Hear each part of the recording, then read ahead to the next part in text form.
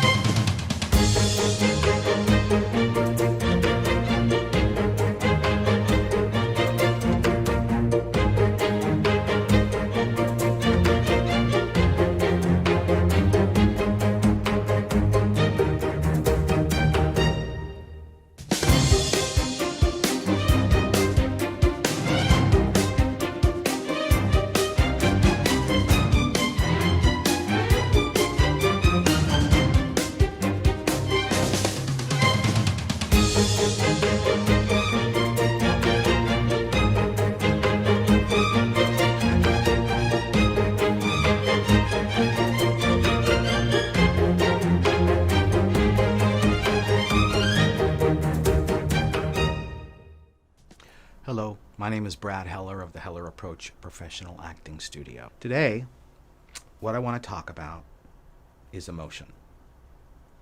A number of people have been asking me to sort of clarify this thing. How do I evoke emotion in my body? What is emotion? First, you got to know what it is before you can even figure out how to sort of evoke it. Let's just say emotion is the fire in your eyes and in your heart and in every pore of your body. So when you think about, when you're really emotional, let's say I'm really, really happy, there's a certain electricity, in a sense, an intensity that happens in me. If I'm really happy, I get sort of lightheaded and excited. If I'm really angry, I also get a little bit lightheaded and intense. I have a little bit of electricity in my eye when I'm really, really angry. We're going to call that emotion. I'm taking my glasses off so that you can actually see what I'm talking about. If you look at the greatest actors, they all have this. You watch Anthony Hopkins, watch Robert De Niro, watch Sean Penn, watch Christopher Waltz, Meryl Streep, Susan Sarandon. Next time you watch them, watch a couple of things. Number one, watch how small they are when they act. Not a lot going on externally, but then look at their eyes, and you're going to feel a heat that emanates from their eyes. That's what I mean when I say emotion. When you get bored when you're watching a movie or a TV show, frequently it's because the characters are flat. Like they don't have an intensity about them. It just feels empty. You just find yourself tuning out or suddenly checking your texts. Don Richardson, the author of the book that I've discussed before, Acting Without Agony, an Alternative to the Method, he said that acting is 80% emotion. 80. That is a lot. Meaning, if you took everything I taught you and did it all except for evoking emotion, the best you could be would be 20% an F. On the other hand, if this is the only thing you pull from me and just did this, you'd be a B. You're doing pretty good. My point, do not cut corners on evoking emotion.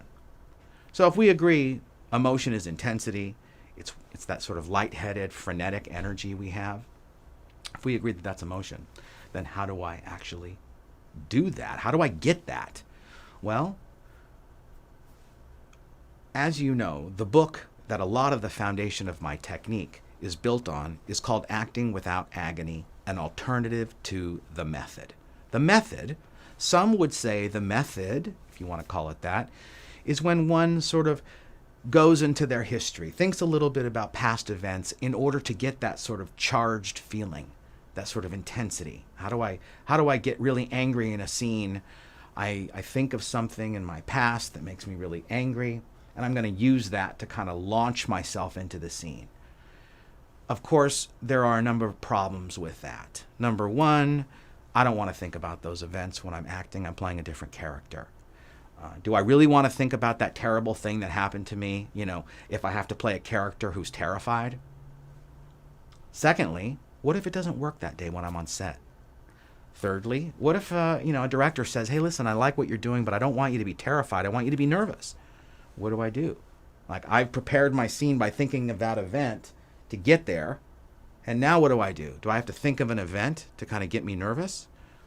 That's not going to work either, because you have a whole cast and crew standing around, and they're all being paid by the hour. So here I am thinking of my event, taking 5 minutes. If it's a really nice production, you just cost the production $100,000.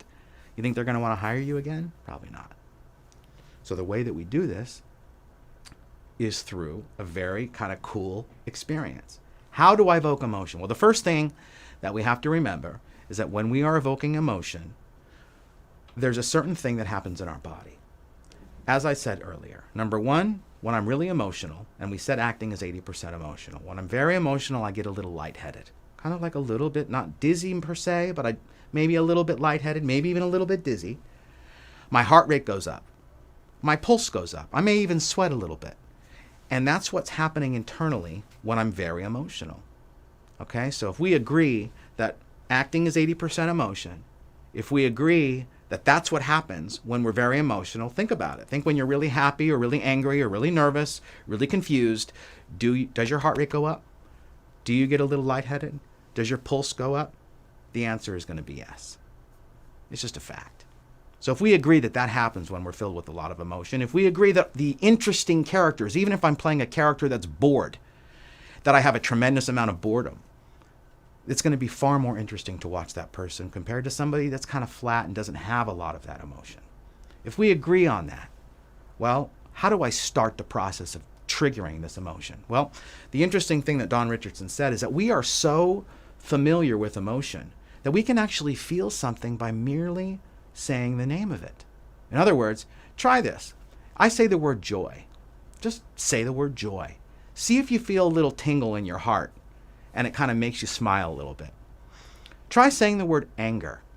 You may find that you feel a little tingle in your stomach. If I say the word disbelief, I feel a little tingle in the back of my head.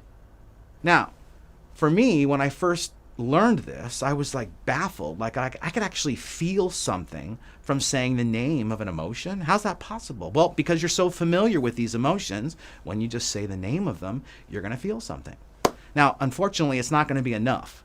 I mean, if I just say joy and I have to be characters filled with a lot of joy, that's not going to make my heart go up. That's not going to get me lightheaded. That's not going to make me dizzy like I'm talking about. So what we do is we say the name of the emotion and we link that to a breathing exercise, similar to when we exercise and you go running or you're on your Stairmaster and you're sort of getting lightheaded from panting when you're exercising. Think about it. When I go running, I have a pedal thing, a Stairmaster at home. When I'm on that thing and I'm doing it and I'm exhausted, I find that I get lightheaded. I find my heart rate goes up. I find that I get a little dizzy. I find that I'm panting. Those feelings, that lightheaded feeling that I have, is what I'm talking about. So, what we do is we pair the feeling from saying the name of the emotion with a breathing exercise similar to panting to charge ourselves up. I've said this before. Acting, there are two steps. There's preparation, there's executing. I'm sitting here saying, I need you to be lightheaded and dizzy and your pulse go up, breathe heavy and so forth. Well, obviously, I can't be doing that when I'm filming the scene. I can't even do that when I'm preparing for the scene in the lobby or right before I do my audition because they'll think I'm a freak. This is what I do at home. So let's say, for example, let's say I'm playing a character. I'm working on a scene right now, actually, and I'm playing a lawyer. And this lawyer, let's just say that the lawyer is really nervous, okay? How do I make my character nervous in order to play that scene? So let's say I have some lines and I know that my character has to be nervous and I'm approaching a client who's a big client and I'm really uncomfortable. By building the scene and preparing it correctly, I can fuse a lot of emotion into me in order to play the scene effectively. In order to evoke this anxiety, to pull this off, what I first do is I say, and this is the technique of evoking emotion. I first say the name of the emotion, and I sort of pinpoint it in my body where it starts. It gives me some kind of a focus of where the emotion is starting. So if I say the word anxiety, I feel a little tingle on my stomach. It's kind of like throwing a pebble into a pond. And where does the pebble land? Pebble lands in my chest when I say anxiety. I feel a little tingle here. Now imagine that pebble landing in a lake, and you have all those rings that sort of stretch out. Well, we're going to say every one of those rings is analogous to me taking a big breath in and a big breath out. And my emotion is going to start in my chest, and each one of those rings are going to sort of stretch out into my body so that I feel this intensity, top of my head, tips of my fingers, tips of my toes. How does this work? First I say anxiety.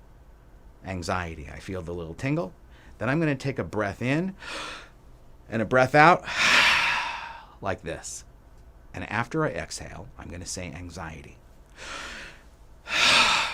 Anxiety. Anxiety like this. Okay? Now, every exhale is going to be like a ring that's stretching. Anxiety. Anxiety.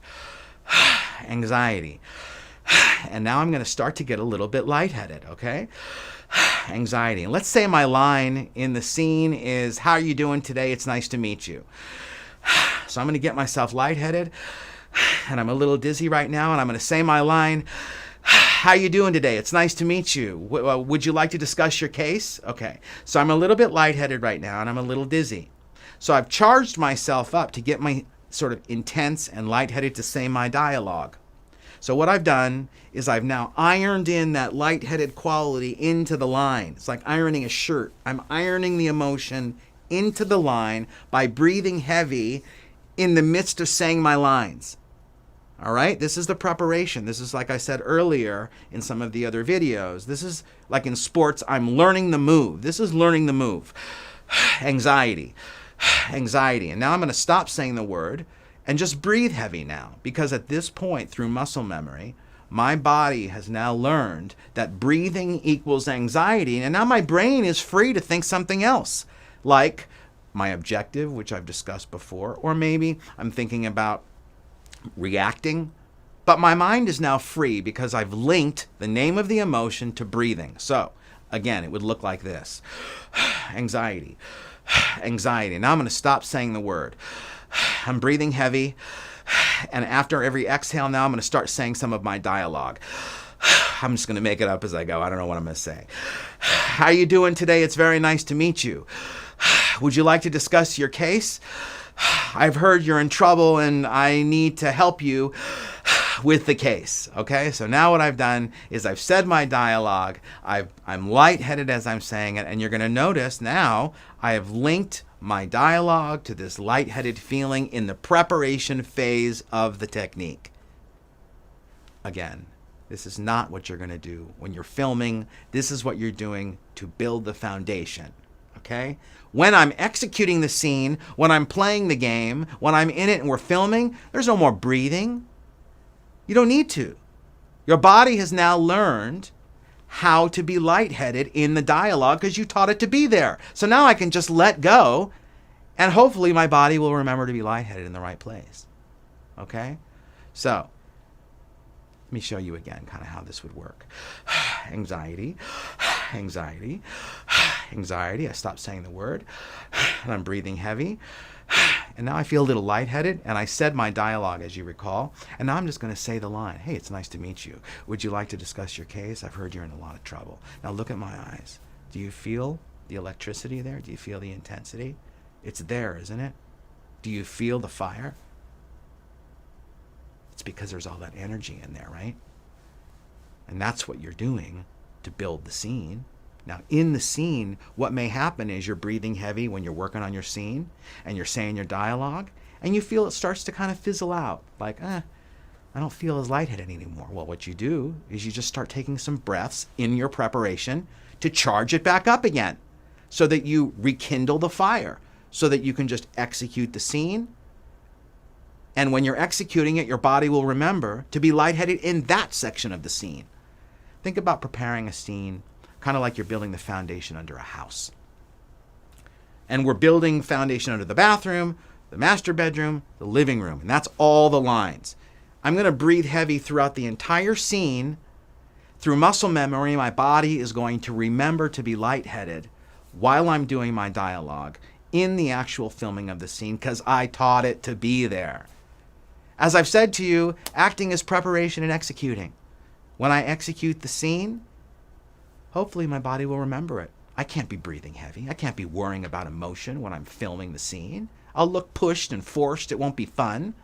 But if I do this correctly, when I let go, a lot's going on in here and in here.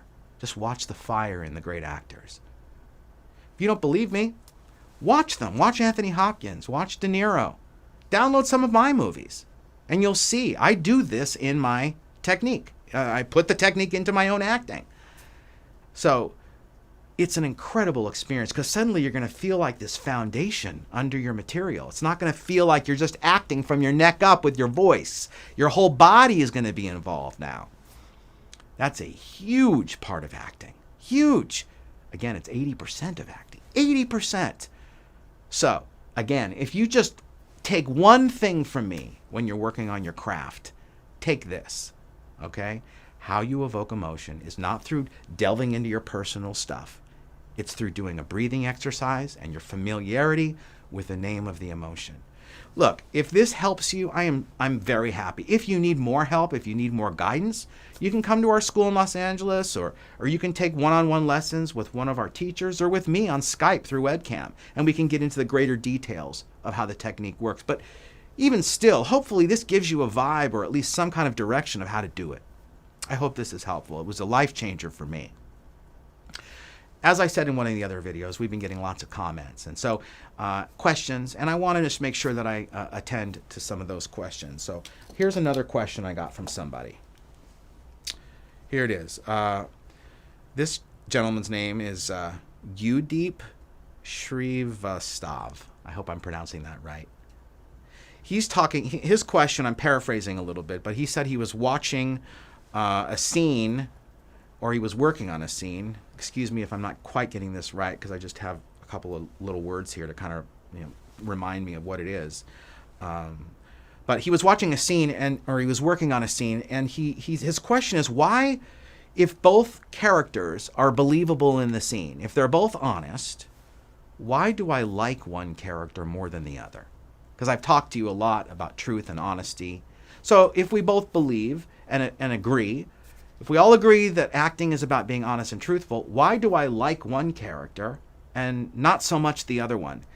Now, what I mean by that is not that we're supposed to, we're not talking about a villain. We're talking about two characters, and even if you're playing a villain, you can play the character in a way that they're magnetic, that they are likable.